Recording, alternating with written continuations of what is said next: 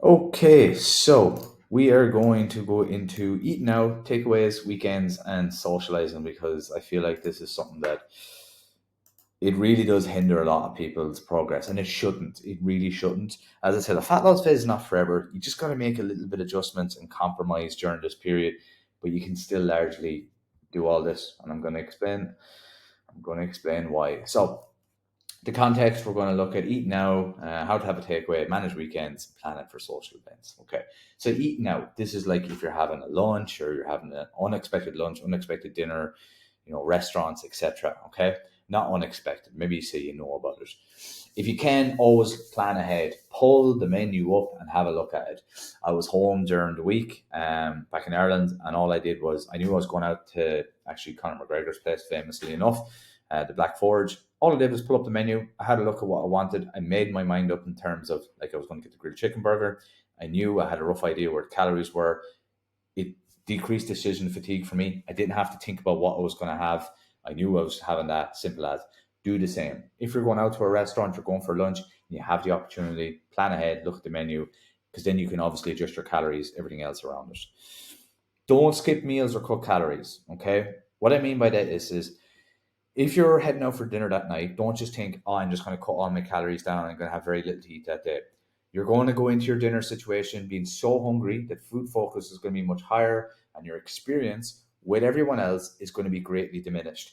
All you're going to want to do is like, what's the best meal I can have? It's going to take you a little bit longer to make that decision in terms of food. Then, if you get it and it doesn't taste great, it's going to annoy you when you should have been there having fun with everyone else.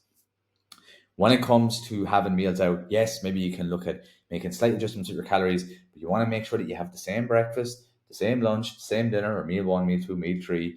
You do not want to be going into that situation hungry. All you're doing with a dinner is you simply replace your high calorie meal, which is your dinner, for the dinner that you're having out. Will you go over your calories? Probably.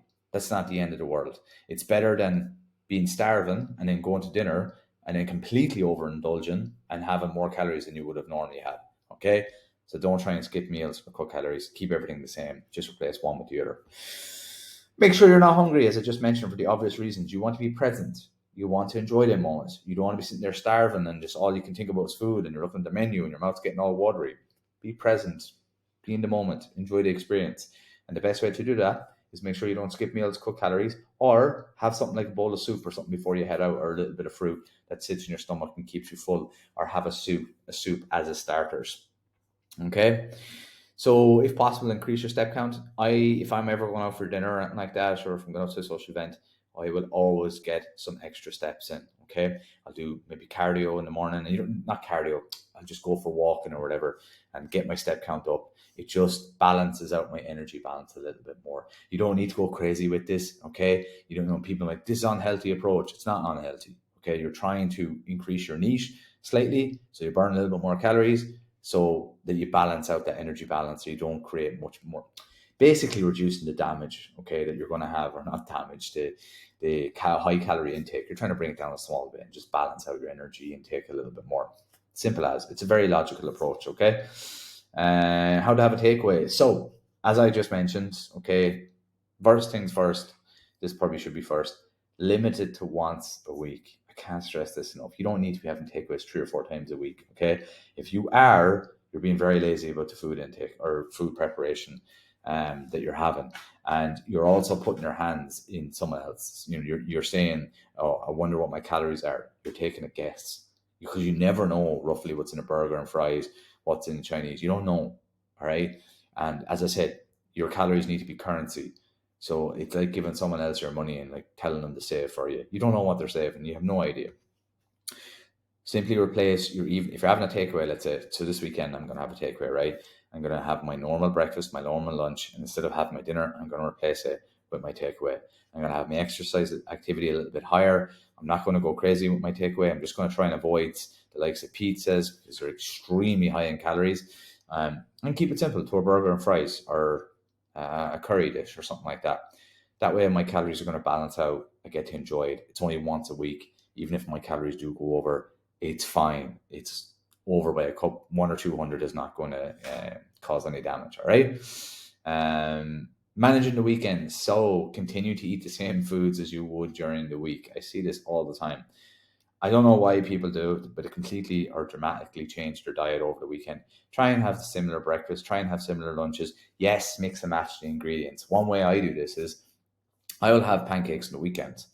During the week, I always have eggs and I always have oats. So what do I do on a Saturday when I have a bit more time? I make pancakes. What do you need for pancakes? I use oat flour, I use protein powder, I use eggs. I mix them up, bit of baking powder, I put them onto a pan with some, yeah, that's it. All right, mix and match your ingredients, but try and keep the food the same. Make sure you prioritize high protein, high fiber foods as your first meal. What I mean by this is when you get up on a Saturday, you get up on a Sunday, instead of going down to your local coffee shop and getting a croissant and eating that and then just getting hung, not filling yourself up and then just picking at stuff all day and watching the calories bank up and bank up and bank up. Have a high protein, high fiber dish. It really sets the tone for the weekend. It reminds you, okay, cool. And you won't have issues with hunger or satiety. And then if you want to go to the coffee shop and you want to have your croissant or whatever it is, you will find that because you're full, that you'll just stick to that one croissant. You won't overindulge. Your likelihood will be a lot less. That's what we're trying to avoid here, okay? So make sure the first meal is a high protein, high fiber meal. I can't stress that enough. That's why you should probably stick to in and around the same breakfast. Like pancakes, high fiber, high protein, as long as you use oats and maybe a little bit of fruit or something like that. Very, very simple, very tasty. Do some planning. Think about what you're going to do for the weekend. I know I'm heading out for dinner later on. I've known since yesterday. So I know what I'm having for breakfast, lunch, and dinner to keep my calories in and around the same so I can go out and I can enjoy my meal and not have to worry about overindulging too much. So do put a little bit of planning into place. And also, as I said, planning, look at the menu. What are you going to have? Okay. Um, yeah, try and have a consistency with your intake and time. So, like I know Saturday can be a bit sporadic for some people with kids and stuff, but like if you can have your breakfast in and around the same time, now that's plus or minus an hour. If you have breakfast at 10 o'clock, you can have it at 9 or you can have it at 11. Try and keep that consistency going as best as possible. It's kind of like sleep, you find that you still wake up early enough in the weekends. That's the way your food intake should somewhat be as well. That's a good analogy.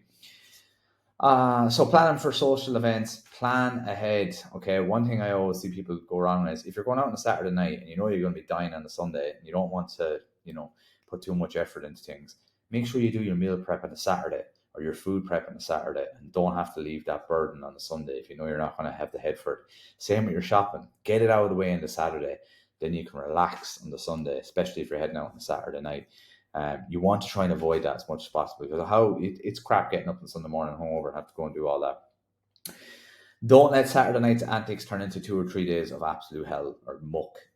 I see people going out on Saturday night, they're dying all day Sunday. You lie in bed, you eat crap, you order 2 takeaways, then you have no preparation done. Monday comes around, you go to work, you just about get through work, you come home, you have no food because you didn't do your shopping because you're hungover, you order another takeaway, all of a sudden you're 2 days in and your week is absolutely screwed. You're way over your calories, and then you're trying to start again on Tuesday. Don't let that happen. Right? Go out, have fun. I'm having a few drinks tonight. I'll go out and enjoy myself. I am getting straight back on what I normally eat first thing Sunday morning, regardless of how I feel. You got to suck this up a little bit, all right? Bit of harsh love, but you have to. Like it's a fat loss. It's not forever. If you're able to lose body fat week in week out, go out, have a couple of drinks in the weekends, have a takeaway once a week. You're still living your best life in many ways, but you have to suck it up and get on with it on Sunday. No excuses. Crack on, back on what you usually have for breakfast, lunch, dinner. Make sure foods are prepped, etc. That's how this is done. There is no magic secret here with this, all right? And I know that's things that people don't want to hear. Get some activity in. As I said, get your step count up that day as best as possible. And even the day after, if you're feeling like, I just need to freshen up a little bit, feel tired, go for a walk. Keep the activity nice and easy. And then when you're out, make better decisions. Like for the period of a fat loss phase, just go with lower alternative drinks. If you're having pints, whatever, of alcohol, try and have bottles. And I know people are like, I'm not going to do that. That's fair enough. If you don't want to do it, that's fine. Calories are going to rack up, all right?